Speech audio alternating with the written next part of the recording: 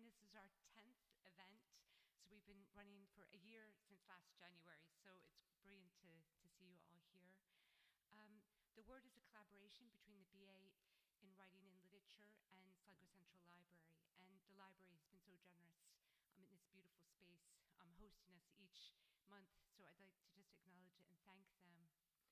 And I'd also like to welcome, specifically tonight, a lot of performing arts students are here from IT Sligo, so you're really welcome, along with the BA Writing and Literature students. And I'd really love to welcome Declan Hughes and Jessamine O'Connor, our guests this evening. They'll read, there'll be a bit of a Q&A facilitated by Dr. Rhona Trench, and then there'll be we'll open questions to the audience, and that will be followed by an open mic. So I'd like to introduce Dr. Rhona Trench. She's Program Chair of the BA in Performing Arts in IT Sligo. She is a writer, an academic, a teacher. She teaches playwriting on the BA in Writing and Literature, and it's our honor to have her here tonight to facilitate. So I'll let her. Thank you. Thanks, Una. Welcome, everybody. I'm delighted to introduce our two writers, Jessamine O'Connor. Jessamine is Dublin-born, living in Monastraden, Sligo, Roscommon border. Jessamine has published 5 chapbooks, and she has a forthcoming poetry collection in 2020 with Salmon Poetry Collection, Publishing House. Her recent publication, Pact, deals with a series of issues from motherhood, fatherhood, conflict, the environment, nature, miscarriage, aging, childhood. What I found intriguing about her work is she puts her own intimate experience into it. Jessamine's poems have won her Poetry Ireland Butler's Cafe competition in 2017, the IEATS Award in 2011, and the Francis Ledgewood Award 2011, as well as having been shortlisted for numerous awards really since 2010, including the Hennessy Award. Jessamine is currently a student on the BA Writing and Literature degree in IT Sligo. Just to quote 2 reviews of her work, Afric Midlinchi says, "There's a refreshing edge to the anecdotes O'Connor narrates, which ensures that she doesn't slip into sentimentalism or self-pity. She is not afraid to use herself in her work." And Samantha Maw, a lovely review, describes Pact as fearless in her exploration of the realities of life. So we're really looking forward to her work. Declan Hughes, also from Dublin, is a novelist, a playwright, crime writer, screenwriter, a critic, and a director.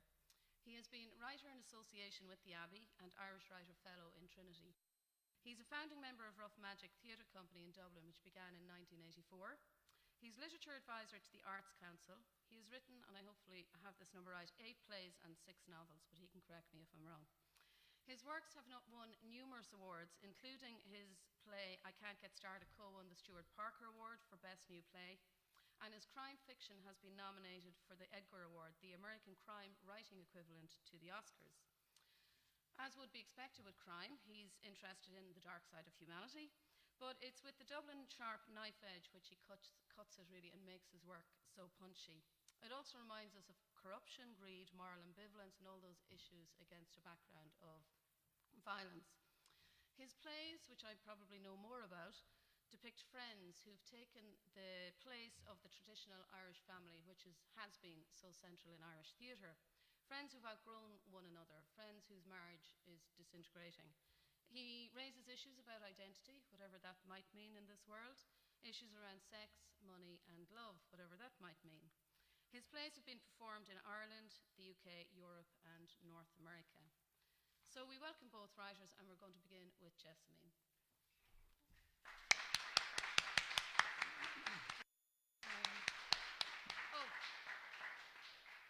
I'm sorry, I just have, and I have to do this, and I promised I would. Sorry, I'm going to do it. Jessamine, on the 10th of April in Court in Galway, she will be reading in the Town Hall. On the 3rd of May, there's a screening of her first poem film at the Strokestown Poetry Festival at 2 p.m. And Jess has a fantastic website, and all these details are on it. It's simply www.jessamineoconnor.com. Thanks. Thanks, Rhona. So I'm a first-year mature student in the IT, very mature. I'm the most mature student But anyway, the course is amazing. The writing and literature degree, um, uh, headed by Una, but with Rhona, and various eclectic modules and all sorts. We're making films and doing book covers as well as short stories and essays and all sorts. It's just really, really interesting, and I'm really, really glad I waited my entire life to go to college because it's just perfect for me. So I'm just going to start. I'm going to read some poems, and then we'll go over to Declan. It's always really hard to know how to start. So I'm going to go with the last poem in my last book. So the last one is called Forgiveness Ceremony. And I wrote it after, following what was going on in Standing Rock in America. And there was a ceremony, there was a ceremony there. Forgiveness Ceremony. I want to kneel down into these reeds, feel bog water creep around my knees, sink my hands deep, bow to the low sun, the small trees, beg forgiveness for my car, my stove, my electrified house. I need to put my face in the ground and almost, but not quite, drown in the land, to plead mercy for my laziness, my apathy, my fattening lack of passion, and all the excuses I will ever make. And sticking to where I live, sticking to where I live, this one is also about my home, my house.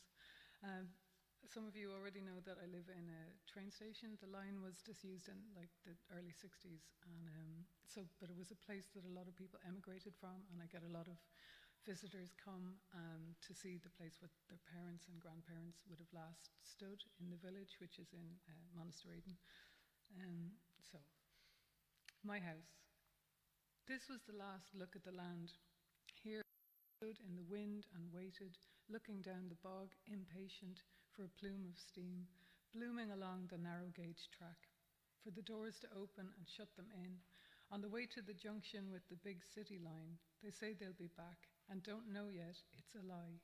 Waiting, pacing, lifting cases, hoarding in their eyes the light off the lake, the way the trees sway, and all the softness of hills, birds, and sky, carrying their cargo inside, the entirety of life, who they are, into the trembling train and away, far across seas, roads, and cities, into new lives, old age, and death.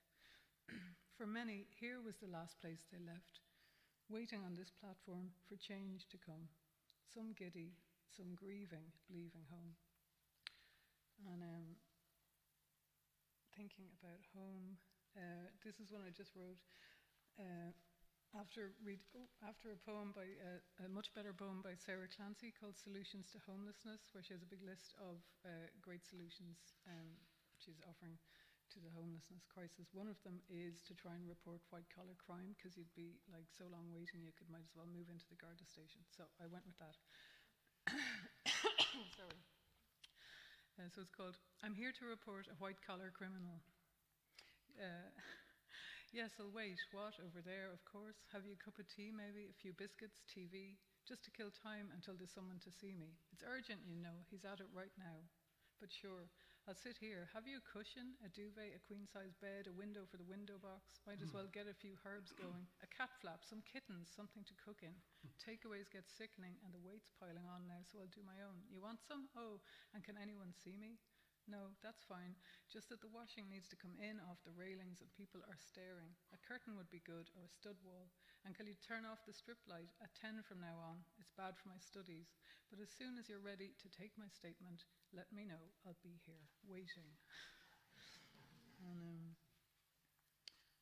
this, I'm going to read, I'm kind of working backwards through my book with some other kind of things.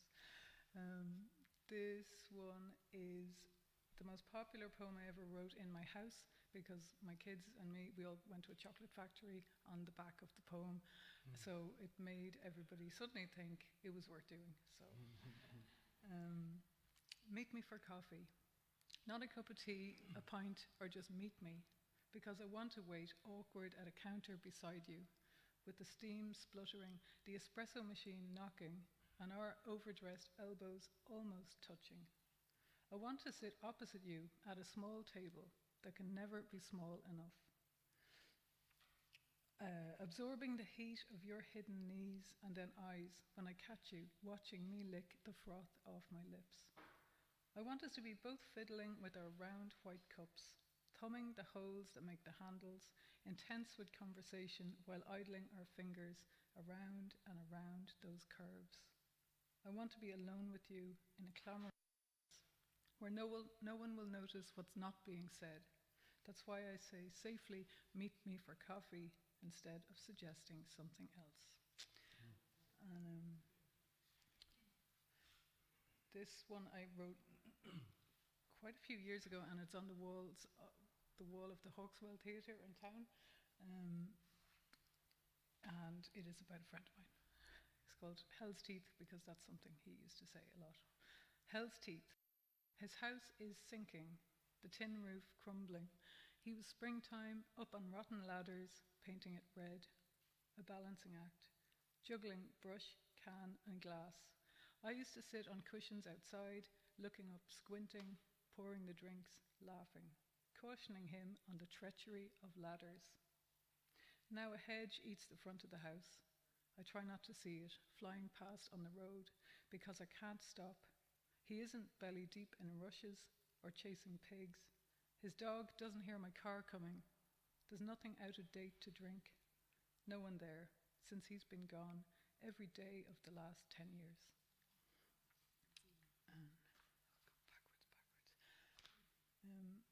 And another, okay.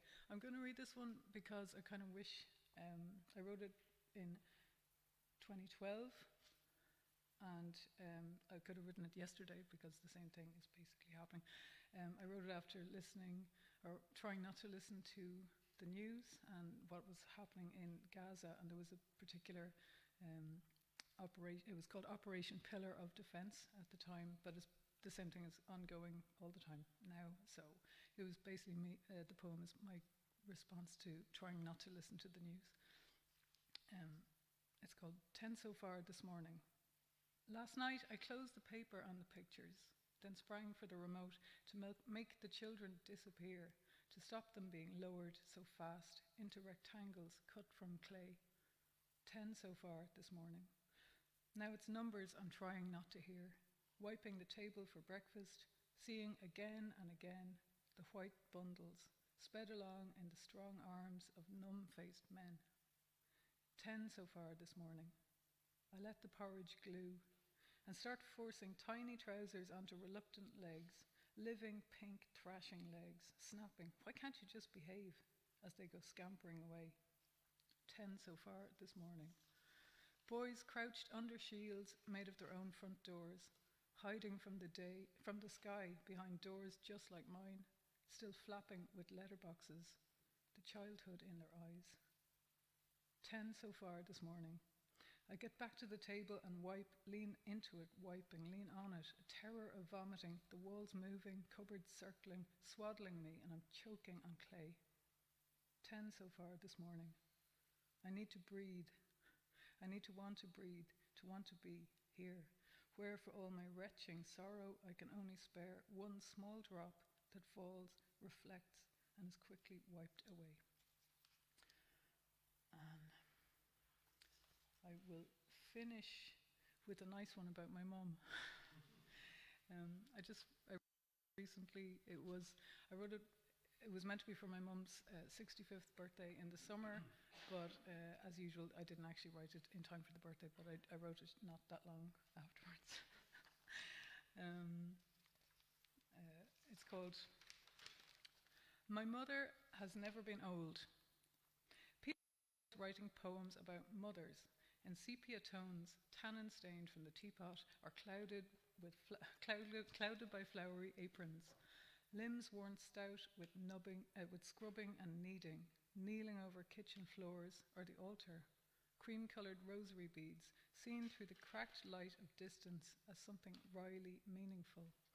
The writers allow these women their religion and superstitions, but my mother has never been one of those, has never been old or old-fashioned. She is bright, diamond-hard, and sharp. So the nostalgia I hold is for things like her dancing late at night, not waltzes or two-step, but strutting to Hot Legs, Brass in Pocket, LA Woman. Every flat full of books, records spread over the floor where I'd rescue and pore over the sleeves, discovering newly for myself the beauty and power of Janice, Jimmy and Otis. There were no beads or religion, no kneeling. She wouldn't even pretend to believe to have things easier, no hiding behind excuses like tradition or enlisting her child in a church while complaining that things never change. She hands down wisdom, such as a girl should have opinions, voice them, and learn to defend herself. Reading is essential, and cleaning can be a sign of something being wrong, or worse, a dull mind. And that your mother will always be in your corner, whatever corner you wind up in. Sea swimmer, head climber, wine lover, writer, grandmother. My mother has always been miles ahead, walking purposefully out of step.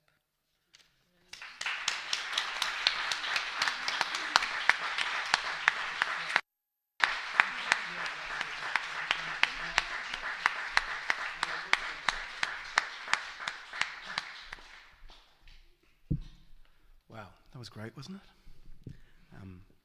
Good evening. I've been built up to be the kind of extreme, and I'm not going to be that guy tonight.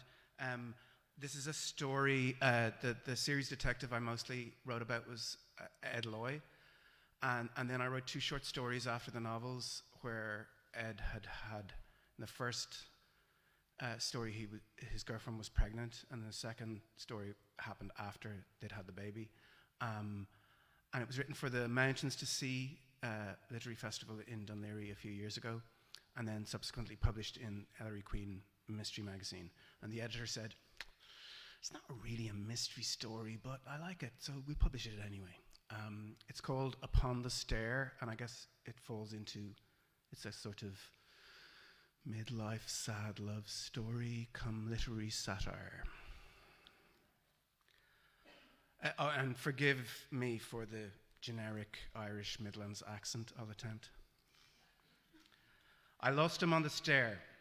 When I opened the door to the bar, 3 people were leaving. They pushed past me and he went back down to let them out. When he didn't come up again, he'd been pretty insistent about the drinking part of the evening, so I had discounted him as a flight risk. I went downstairs and onto the street, but there he was, gone. But in a way, he hadn't been there all along. Yesterday, upon the stair, I met a man who wasn't there. It started in County Hall in an office with a clear view of the harbour. It was one of those stiflingly hot September afternoons summer had squandered. Lauren McGinley, short blonde hair, brisk, chatty, maybe 40, had asked me to meet her. The other woman in the room was Rose Harrington, dark eyes, short black hair laced with silver, sallow-skinned, a well-maintained 50 wearing hippie chic velvet and lace that was more expensive than it looked. Jewellery so discreet was possibly platinum. Maybe 40, looking good for 50. Who knew what age women were anymore? There was 21 and there was old. With pretty much everything in between, it was hard to tell. Laura McGinley ran a PR company that promoted events for the council and was in the same book club as my girlfriend, Anne. They had more than once sat late into the night confiding in each other with the help of a bottle of wine. Partner trouble, Anne would report later, leaving it unclear whose partner was the more troublesome. When Lauren mentioned her anxieties about a Irish writer with troubles of his own and his imminent appearance at the Mountains to the Sea Literary Festival, Anne suggested I might be a good fit to mind him. Ed is good with difficult people, Anne said. We're not talking about people, Lauren said. We're talking about writers. The famous Irish writer, whose name was Thomas Harrington, had become famous quickly and recently. 5 years ago, no one had heard of him. He was a 40-year-old country school teacher who wrote in his spare time and published, if at all, in small literary magazines. Then the New Yorker took a couple of his short stories, and a subsequent collection made quite an impression on the kind of people short stories make an impression on. And a novel was well reviewed and widely read by the same kind of people and was nominated for the Booker Prize. It didn't win, but Harrington's stock was suddenly high, so high that some of his early champions, particularly those who were counted famous Irish writers themselves, began to have second thoughts about quite how good he actually was and fretted about whether someone quite so prolific could be considered genuinely first-rate. Too late, as it turned out. His second novel, which had been written first and rejected by everyone back before he was famous, won the Booker and the Costa and the National Book Award, and Harrington was catapulted into a new life as an international literary star with worldwide sales and critical acclaim.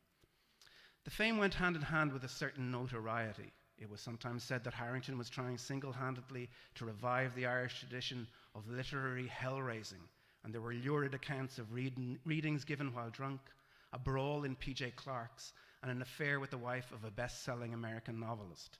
Not all of this had been written about, even on the internet, but it was easy enough to uncover if you spoke to the right people in the right pubs, as I had the previous evening. Literary Dublin might not have been as clogged with begrudgery as it once was, but when the booze flowed, the talk was still liberally silted with malice. The latest rumours were of a child born within the last 6 months, and not to Harrington's wife. Rose Harrington looked at me and then at Lauren McGinley, and Lauren looked at me and back at Rose Harrington, and then they both looked at me again. I looked out the window and waited for someone to speak. Often, people knew they wanted to hire me without quite knowing what they wanted me to do. It was always better and wasted a great deal less time to wait for them to figure it out. I just want you to run some preliminaries, Rose Harrington finally said. It sounded like something she'd heard on TV. I didn't understand what she meant, but I nodded at her as if I did. I don't want a scene, you see. Of course not, I said. I mean, we're adults hardly in the first flush. We're long past the days of drama, Mr. Loy. I nodded again. She smiled then, as if the motion had been carried and the floor was hers. The idea of everyone whispering behind their fans. I mean, the president's going to be there tomorrow night. Her Midlands accent had flattened and she pulled up short, flushing, as if she had been someone else. I just mean, I'd have his daughters there. If he means to leave me, I don't usually do divorce work, Mrs. Harrington. Rose, I don't want a divorce. Whatever has happened, I want an accommodation. What exactly do you want me to do? I don't want to be in the same room as him before I know the truth, Mr. Loy. Do you think you can manage that? I can try. In general, I'd like him to stop carrying on like Paddy Irishman, drinking and fighting and acting the maggot. It's not affecting his sales, but it's upsetting the girls. Tell him that. He's agreed to be met, to be minded. He's counting on it, Lauren said. Taken to dinner, driving around, so forth. I said you were a volunteer for the festival, but you don't have to lie to him. You can tell him I hired you, Rose said. I was glad to hear that. I couldn't see the county council being able to afford me. I smiled at Lauren. How's the baby? She said. Great, I said. 4 months. A night owl, like her father. Great, said Lauren. It was great to be a parent again at the age of 45. But it was also great to get out of the house and not think about it at all. And there had been a lot to think about. It was great, but it wasn't great all the time. As I left, Lauren and Rose exchanged another look, and I noticed they were both wearing the same kind of glasses, those little rectangular ones with the black frames. I live on a plane, was the first thing Thomas Harrington said to me in the arrivals hall of Dublin Airport, as if he were addressing a public meeting. And indeed, people were already turning to stare. My nationality is a flight path, my birth cert is a boarding card, my hometown is the airport. I've read from this wretched book so often, even I can tell how second-rate it is. Where's the bar? I said we could have one in the airport, but then I couldn't drink with him, or we could get him checked into his hotel and then the night was ours. He looked at me like he was counting the number of syllables I had used. When he made his tally, he nodded, then pushed his bag toward me. I shook my head. Your wife isn't paying me to carry your bags, I said. My wife? I thought the festival would like you looked after, but your wife is paying. He looked at me then in an I am looking closely at you kind of way. I was used to people doing that. To pass the time, I looked back. Thomas Harrington was about 5'11", skinny, with a smoker's line face and tiny hooded eyes beneath the dark, swept-back mane of lank, undyed hair. He wore a tan linen suit and brown brogues and a fedora. He looked like a writer in a film. Let's get moving then, he said, as if the delay was my fault. The drive passed in silence. Every so often I became aware of his watchful eyes on me. Then he would turn and look out the window. At least, I thought he was looking out the window. Maybe he was looking at his reflection in the glass. In the lobby of the Royal Marine Hotel, having parked his bags, he said, his accent flattening out like his wife's had earlier, "Let's keep it local. Let's go drinking." I took him to an old-style bar on the main street favoured by men who wanted to drink. Harrington nodded approvingly, as if off the beaten track was exactly his thing, but the way he kept looking about him, I got the impression he was irritated that nobody recognised him, although the hat attracted its share of amused glances. We drank pints of Guinness, largely in silence. "That's good," he said at the first pint. "That's very good," he said at the second. Halfway through the third pint, the traditional sweet spot in a night's drinking, Harrington's pinched face relaxed into a smile. He gestured around the pub, suddenly expansive. "This is what it's all about, Ed, isn't it? The real, the concrete experience. Not traveling the world, pretending to be me." The booze was seeping through his pores and glistening in the corners of his red little eyes. "Barely written a word the past couple of years. I am so sick of the sound of my own voice. Got so I don't know who I am anymore. It all went into the books. Who am I, Ed Loy? Who did my wife say I am? She didn't really say. What did she say? What does she want? What do women want, huh? She wants to know if you've just fathered a baby." Harrington diverted his gaze into his pint, his expression otherwise unchanging. "And if I have, what, a divorce?" "No." She said, "An accommodation."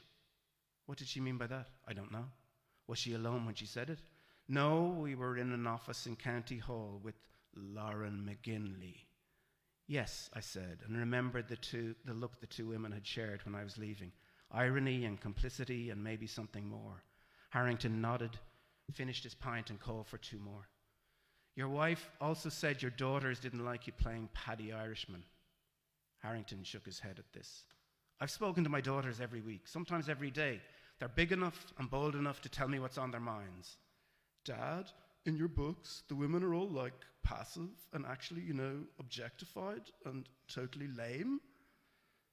They've told me regularly to stop making a gobshite of myself, but they don't mind. Rosemary minds." The pints were served and Harrington waited for me to pay, which I did. Expenses. Rosemary minds. You see, for 20 years she was the writer and I was an English teacher, vice principal of a school, in fact. The steady job, the safe pair of hands. And Rosemary was writing plays for groups around the town and poetry for little magazines. Then she started getting plays on the radio, talks and drama, all that kind of thing. An Arts Council grant, even. And I was keeping the home fires burning. And since I had a lot of time on my hands, what with my wife being up in Dublin or down in Cork or beyond in Galway at the Arts Week or the festival or whatever, I started writing a book myself. And when I finished it, I wrote a second. I didn't tell Rose because, "Are you married, Ed?" As good as. As good as. That's nice. I could use that. As good as married. At first you tell her everything. Then eventually you don't tell her anything. Maybe that's because she doesn't want you to anymore. Anyway, I didn't tell her. And then a past pupil had a book published, and I asked him to come down and talk to Transition Year, give them a workshop, all that. We went for a jar after, and I ended up telling him about the books. He asked me to send them, and he showed them to his agent, and suddenly, there we were. And in some complicated way that I both do and don't understand, my wife has never forgiven me. And now the girls are older, and Lauren McGinley, yeah, I don't know what that is, or do I? Don't want to know, to go there. Have you ever been in I hate the word, but it's all we have, a relationship where you gave up even having the row? Well, that's where we've been this ages. We don't go there anymore. I mean, why couldn't she come out to the airport and ask me, am I the baby's father herself? Same reason I don't doorstep her and Lauren on their travels round the festivals of Ireland. Because what's the point? If they are, if they are, I don't know that I'm even jealous. Maybe that means we're through. He took a long hit in his pint and set it down.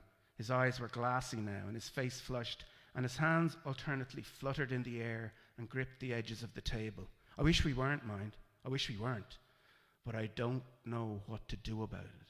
I've tried turning down tours and staying at home. My presence seems to exorcise her. I'm afraid, and I'm afraid we're through. He drained his pint. I never even wanted this to be a writer, never dreamed of it. And now it's happened. I feel like I've disappeared from my own life, like everything I valued, I'm about to lose. In the silence that followed this, I thought of the past weeks with Anne and the baby, how the exhaustion had made things tense and strange between us, until we each felt we were disappearing from the life we'd made with each other. Harrington stood up and gestured with his hat to the door. Another location, Ed. Change the scenery and see who we are then. I hadn't been drinking for a while, and I felt like I'd already had enough. I left a full pint behind and followed Harrington out into the street. The sky was clear and the air was crisp, as if the day's heat had been an illusion, a false memory of the summer that had never been. Harrington clipped along until he spotted a doorway leading to a first-floor bar newly opened, or at least new to me. He let me lead. I climbed the stairs, and that was where I lost him. I was pretty sure I knew where he'd gone, though. I took a taxi on the rank at Marine Road and asked for an address in Shankill, an 80s housing estate with a view of Shangana Cemetery and of the sea. When we got there, I asked the driver to pull up across the road from a taxi that had parked at the corner of the green in the centre of the estate. There were sycamore and ash trees at one end and a couple of park benches in the middle. Some teenagers in sportswear were sitting on one of the benches, and Thomas Harrington was sitting on the other, in his hat. I joined him. Nice work, he said. Do you know the house as well? In Dublin, you're only ever 2 calls away from almost everything you might want to know. She's 31. I didn't think that was so young. She's a journalist, just published her first novel. We share a publisher. I gave her a blurb, asked her to read with me in New York, Philly, a mini tour. Told her the publisher was picking up, but I paid. I didn't expect anything, but I guess I allowed myself to hope. And when I made the suggestion, or the request, or was it more of a cry for help? The expression on her face. I mean, we got on, I made her laugh, we could talk for hours. I didn't think I was being totally delusional. But her face. Her mouth said lots of stuff about her partner, and how she loved me as a mentor and as a friend, and she even gave me a lingering kind of not quite but almost kiss. But her face, Ed, her face said, "You? Are you actually fucking kidding me?" There were lights on in the bedroom of the woman's house. That's how it works with a 4-month-old. The lights in the bedroom are always on. I don't know if she had said yes, what would I have done? I don't know if things between Rose and me, things between Rose and me had been right, would I have fallen the way I did? But that's all there was, Ed. Despite a lot of offers, was a lot of offers. That one time was as far as I took it. I need to fall in love with them, you see. We sat there in the dark a little while longer, until the light in the bedroom went out. What do you think, Ed? Harrington said. In general, you might need to decide if you want all the attention or you don't. Either way, I'd lose the hat if I were you. I saw him back to his hotel, and then I had another drink or two in a place I know, alone, wondering why I always had to fall in love with them too, and what if they stopped loving you, and how little time there was left. Anne was awake when I got into bed. More to the point, she was in the bed and not in the spare room with the baby. I lay there, not wanting to do or say the wrong thing. She put her hand on my chest and her face against mine. Harrington's not the baby's father, I began. That's enough babies, Ed, she said, and I laughed, and she moved her hand down. We hadn't made love since the birth, and I'm not sure what we did then fell under that description. Felt like it came from somewhere darker and deeper and more desperate. We didn't speak afterwards. Maybe we didn't need to. The fear of losing what we valued most had passed, for now. I met Rose Harrington for a coffee the following morning and gave her my report. And you believed him. Yes, I wish I could. Do you? What do you mean by that? Either you don't want to believe him, in which case it doesn't matter if it's true or not, or you do, meaning you still want to be with them. Since when did our marriage become your business? Since you invited me in and asked me to check up on it. It's not for you to judge. I'm not judging. It's just, you said you were long past the days of drama. That's not true. Not if you're still in love. And you think I don't love him anymore. I don't know how you feel, but if I were you, I'd have gone to the airport and slapped his face off for letting you think he might have been that baby's father. And I think he would have liked that. I feel, it sounds childish. I feel he stole my life, my dreams. I was supposed to be the writer. And now I'm not even in his shadow. It's like I don't exist. It's not fair. It's not. But at least it never is, I said. That's always the consolation. Do you think he still wants to be married to me? Yeah, I think he probably does. I know he wants to go home. And what do you think I should do? That all depends, doesn't it? On what? On whether there's someone else in the picture. The president was indeed at Thomas Harrington's reading that night in the Pavilion Theatre. So was Anne, and so was the journalist whose baby wasn't Thomas Harrington's, and so was Lauren McGinley's girlfriend Sam, a redhead with an asymmetrical haircut and very high heels, and the same glasses as Lauren and Rose, except with red frames. There was a waiting list, so I gave up my ticket and passed the time with a detective from the SDU assigned to the president's security detail, with whom I'd worked on a case. Afterwards, we stood around while Harrington signed books. The journalist's partner arrived with the baby, and Rose Harrington talked to them both about how much she'd liked the journalist's novel, and Anne talked to Lauren McGinley's girlfriend about an exhibition they'd both seen, and Lauren McGinley said to me, "Did you think I was having a thing with Rose?" "I don't know. Were you?" "I don't know either. I thought I was. But it seems no longer. Apparently they're going to write something together, she and the great man. He announced it on stage, a novel about how hard it is to stay married, but how it's worth the effort." That's good news for them both, I guess.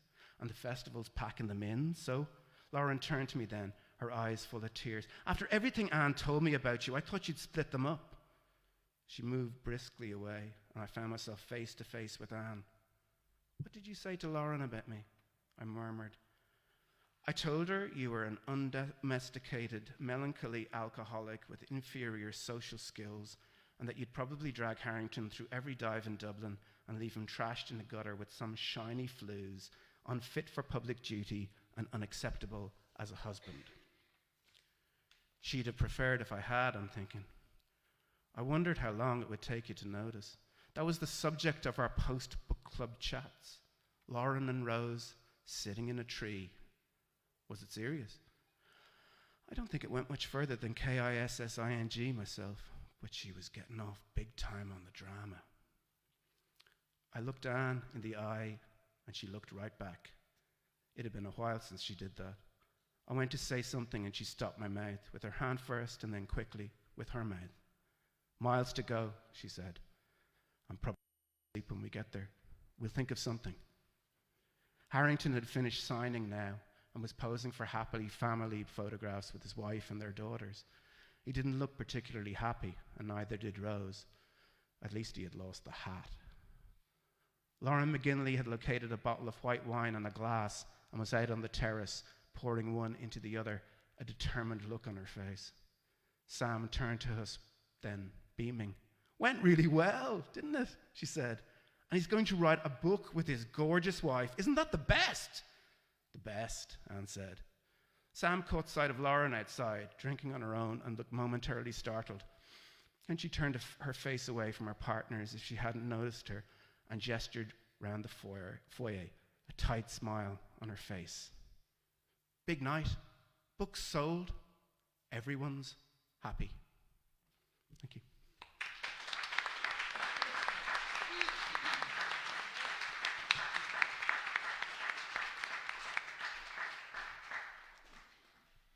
Thank you very much.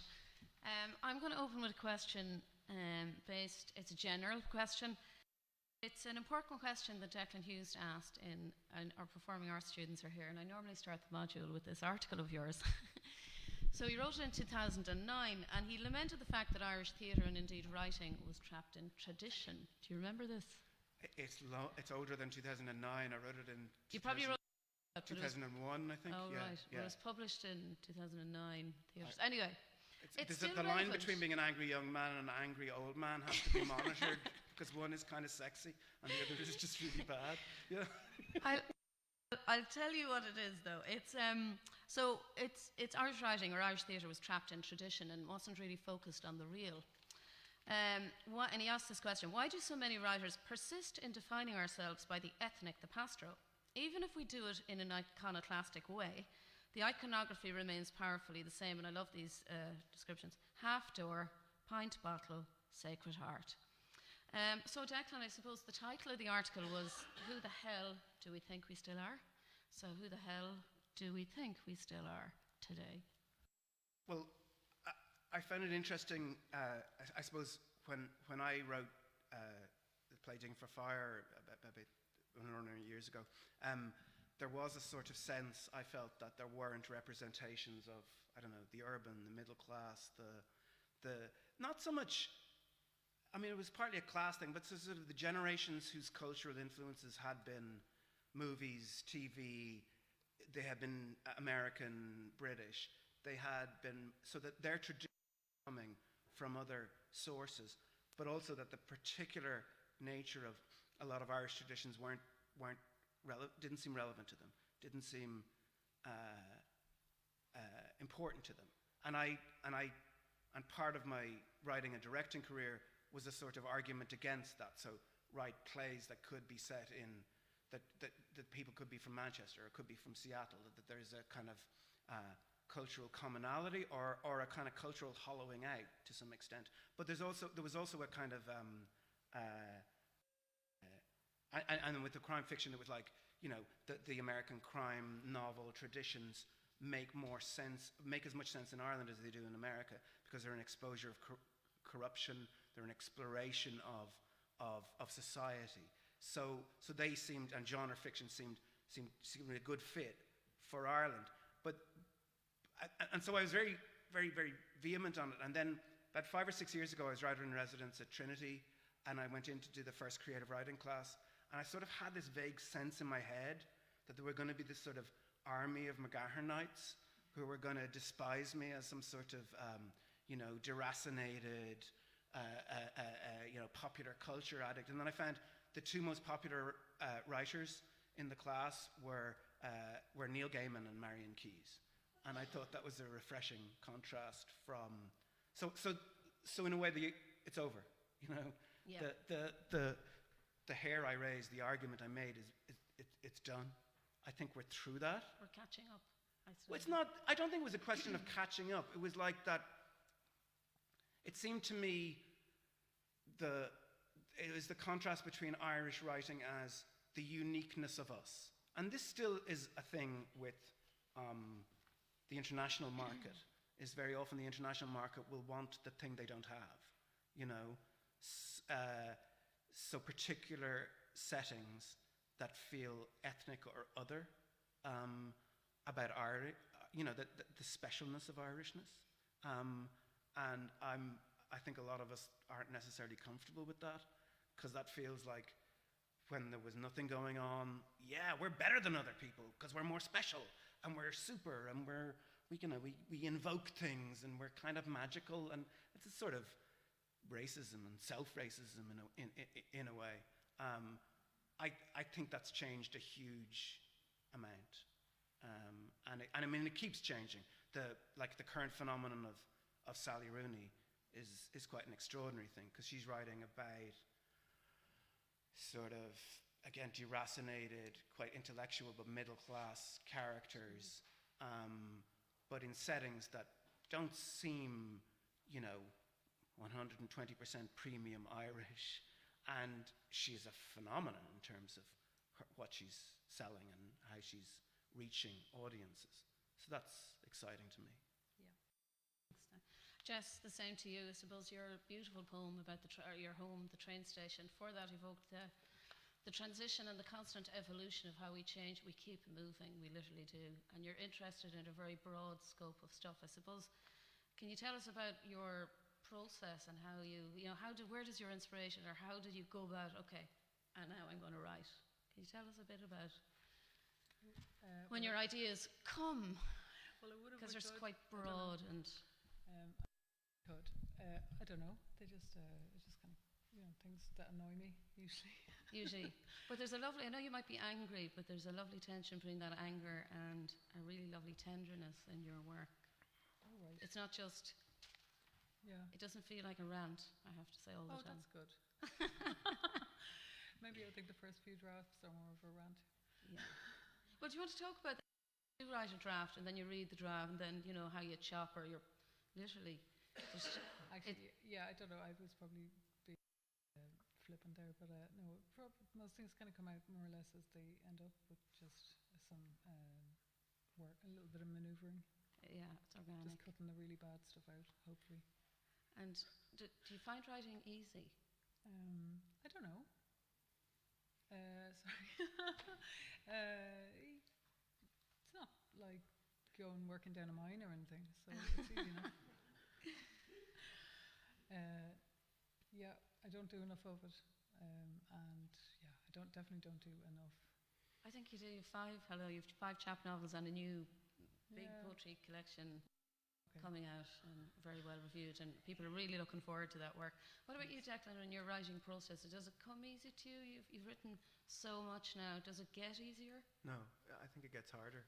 And I used to say I'm not working down a mine, but often I'd rather be working down a mine, because at least I'd know what I was doing, to have specific tasks to accomplish. Yeah.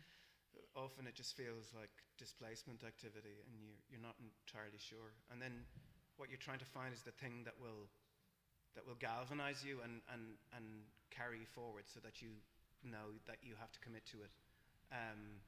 So I believe in writer's preciousness, as you can probably tell by the story.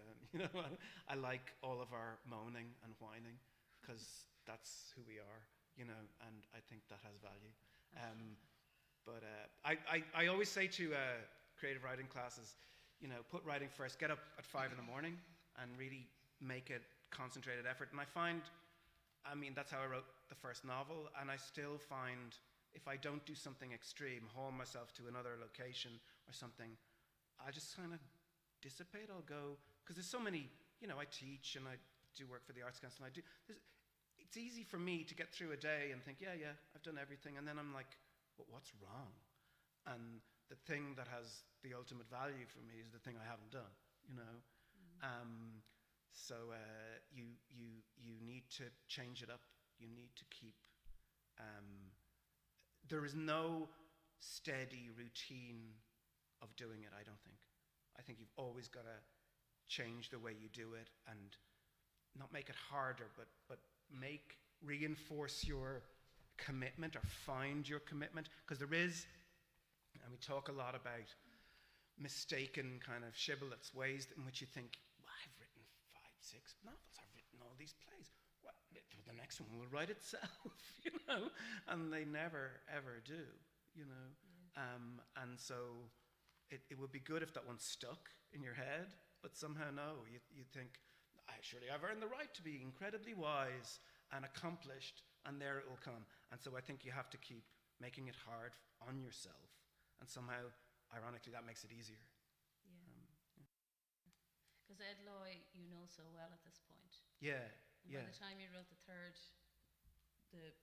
book of the trilogy, I wondered about how you keep it fresh and new, this character, but yet, you write, and I presume he surprises you plenty.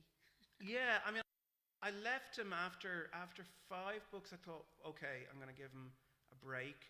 And then it was funny. I live in a Sandy Cove in Dublin, and on Bloomsday, they all the shops put out stalls, and they have like wine, and everyone dresses up in Bloomsday costume. It's a bit kind of much in my mind. I think I look bloody civilians, dressing up in literary costumes. I bet you none of them have actually read Joyce, but that's grumpy old man me. But and it's good, really. It's a celebration of literature. But anyway, it's normally there's Cavestons, there's a wine shop, there's the grocery, there's the this, there's the that. And then I was walking up, and the funeral home through which both my parents had passed were putting white wine and strawberries on a white tablecloth tables outside, and Ed Loy was in my head. And all he had to do was observe it, you know. Even the funeral home was putting out white wine and strawberries. And it was that instantly. And it was, so he's like a kind of avatar. And sometimes I feel, I write reviews and I write various kinds of things, and I've sometimes written things and think, who wrote that? I don't recognize that voice. Whereas through Ed, I have a voice that I understand is mine.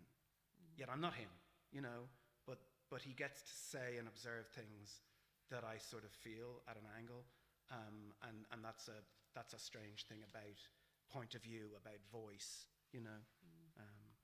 Good. And just you, in terms of, do you write are you imagery first, or you know? Are you, no. Or do you even think about your? No, not really. I'm kind of caught out going. Really give it a whole lot of thought in advance. It just kind of comes out, and then it gets manipulated a bit. Yeah. And do you have anybody to read your work before you No. let it out there to anyone? No way. Not your mother, your great mother. No. Oh, jeez, she'd be the last person. She reads things or And something. then book. No, I So don't it's like just you? anybody's opinion. Except my own. Just you yourself, and that's it. Okay. You don't have a first reader, no? No. Okay. I was going to ask, you have one so clearly, Declan. No, I don't always. I did have.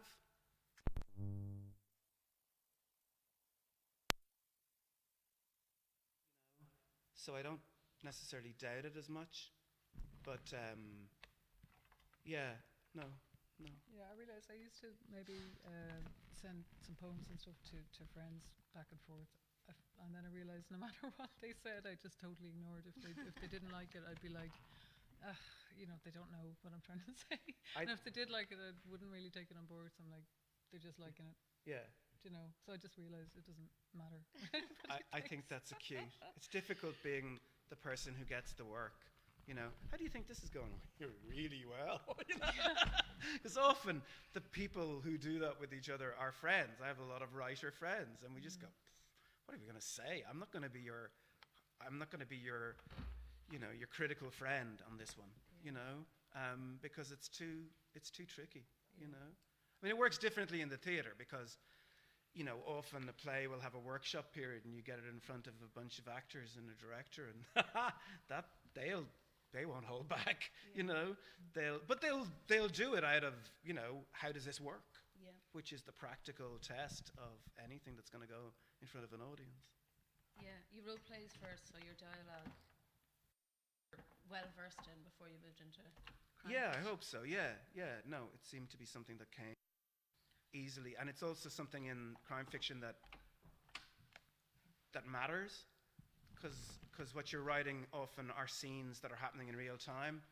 So if you can't write realistic dialogue, we'll start to doubt it. You know, we'll start to doubt the reality of the situations. Yeah. Do you write in sequence? Yeah. Occasionally you'll get an idea for a really good scene for later on, and scribble that down and keep it. But mostly, yeah, you're going along. Because very often I'm not sure where I'm going, so you're building it up, and you're hoping that it's an accumulator, so you'll get more and more as you go on. So certainly that's the way I know how to do it. Yeah. Okay. I might ask the audience. Anybody have questions they'd like to ask our writers? Great, I see a hand up, yeah? Can't see you. Yeah. Just great, Carol.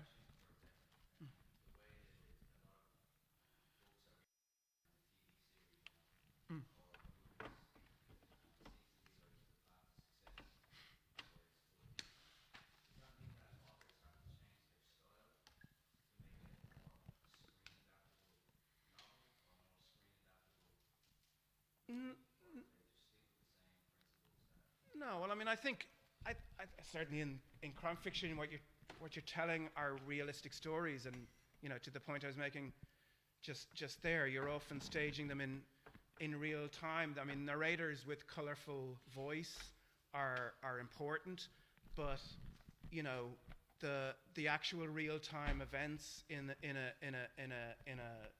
crime novel follow a storytelling method that easily lends itself to adaptation for TV or film. I mean, often the thing that doesn't quite come across is if there's a third person or first person narration. So the detectives don't quite cross over. I don't know why that is always true.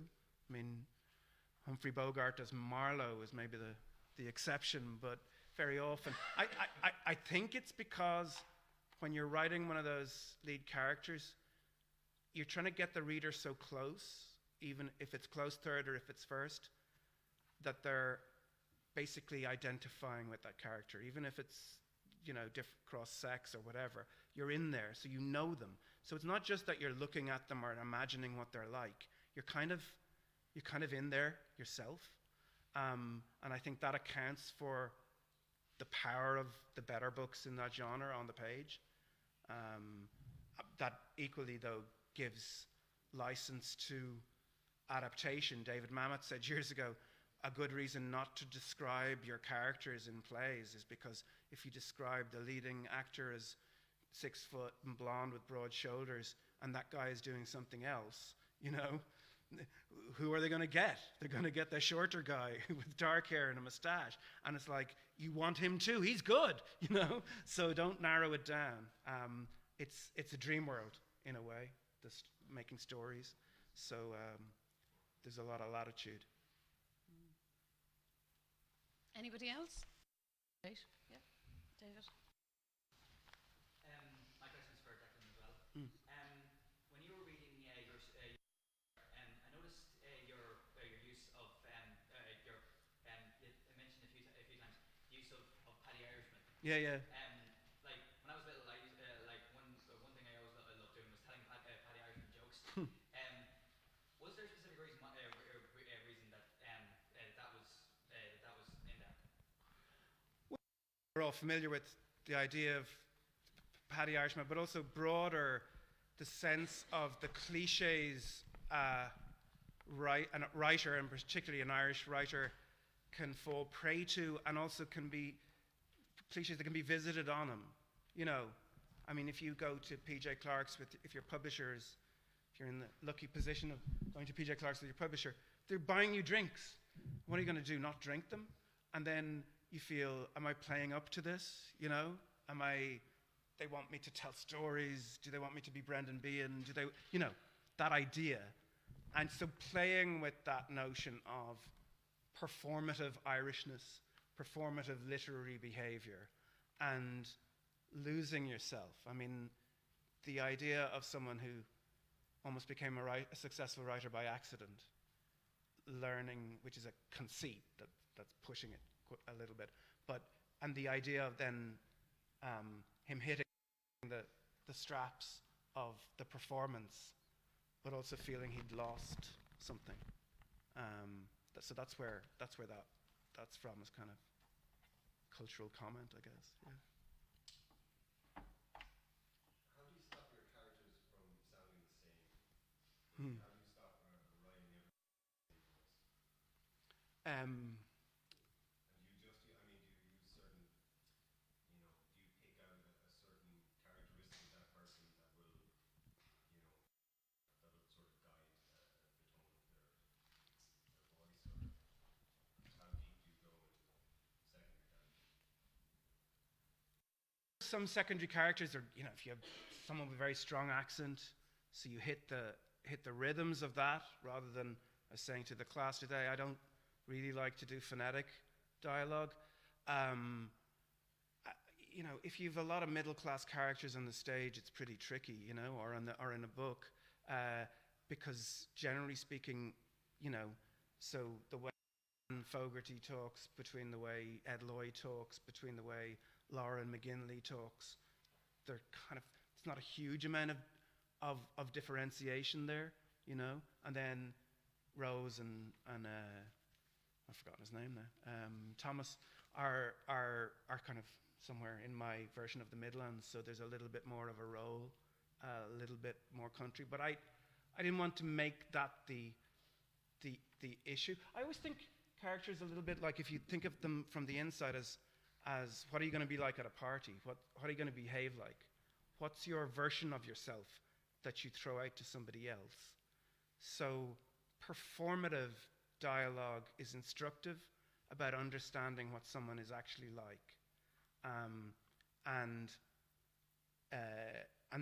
that's in the context of a scene, you know. So a detective meets a solicitor, you know, and that's in a scene with stakes, you know. The solicitor doesn't want him to talk to his client, and the detective has been asked to talk to the client. So the solicitor is going to be full-on solicitor there. So you're going to get some combination of status and professional kind of code, you know, and that gives you a whole take on that character. So it's a lot to do with what are they in action, what are they in the specific context. I mean, I know people like to do character study and character description, and what would this person do this and what would this person do that, and I understand people find that helpful. I never particularly have. I like to get them, and I think this maybe comes from stage, I like to get them in the room, you know. I like to get them on, and I'm seeing how they're going as they're going, you know. And I can always go back and go, okay, they were busking a bit for a page, but then they hit their rhythm and they hit their kind of style, and then it's flowing, and I'm going, okay, I've got that guy, you know. He does that, and they're his ticks, and then you know, you don't want to overdo it, otherwise they become kind of cartoons. Yeah, if you're, yeah, then they have to be very tiny characters. You know, you can only use a tiny amount of them. We are almost out of time, but I'm just going to ask them for advice. We're so excited. Jessamine has a publication coming up with Salmon Publishing House, and oh yeah, great.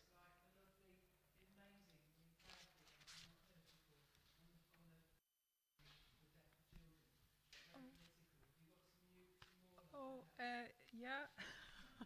Got loads like that. It'll be great. You should buy the book. It'll be brilliant. I got a load on that topic. All right. Yeah. Oh, thanks very much. Yeah, brilliant. And the last thing is for the students. Everybody wants to get published. I'm going to ask Jessamine first. Well, there's loads and loads of journals and online websites, all sorts of stuff. So I think if you just find one that suits what you write, it's probably the way. So there's ways of working. There's loads of them now. Right. So. And Declan? Yeah, I was saying that to the students today. You know, I mean, it's so strange. And 10 years ago, if you'd said, oh, my first publication is going to be a collection of short stories, it would be a punchline. We used to use it as a punchline, you know. Yeah, that's going to happen. And now it's happening, you know. Publishers are interested in the short story, and it's, I think, connected to the rise of the journals, Banshee and Gorse and The Stinging Fly, and, you know, all these amazing journals. People are writing short fiction, and then short fiction is getting published, and the New Yorker is playing a part, and people like Colin Barrett and, you know, Kevin Barry and so forth, and Nicole Flattery, and so those things are, oh, you can do this, and, you know, but on the other hand, publishing is always cyclical, you know. You might come in at just the tail end of that and go, oh yeah, no, that was 2 years ago, you know. So I don't want to make it sound like it's all going to be great, but, you know, but I think. And if I put a different hat on, so I look at submissions from writers for the Arts Council. There's just been a bursary round today. So as a literature advisor, I'm looking at people submitting stuff, and the pathway for younger writers is through, you know, if someone says, oh, I'm writing things, and they don't have anything published, and they don't have, I'm like, okay, well, that's not as interesting as, well, I've written things and I've submitted to this, and I have, you know, a couple of competition entries, and I've been shortlisted, and I've been published in, you know, one of those magazines. I'm like, okay, here's a person going about it the right way, you know, and that's encouraging, and that's something to be encouraged. So that's a good kind of pathway and a steer towards if that's the path you're going, you know. Yeah. Thanks, thank you. Okay, so we're going to say thank you very much to Declan and Jessamine. Thank you. Thank you. I love your work. Fabulous. It's really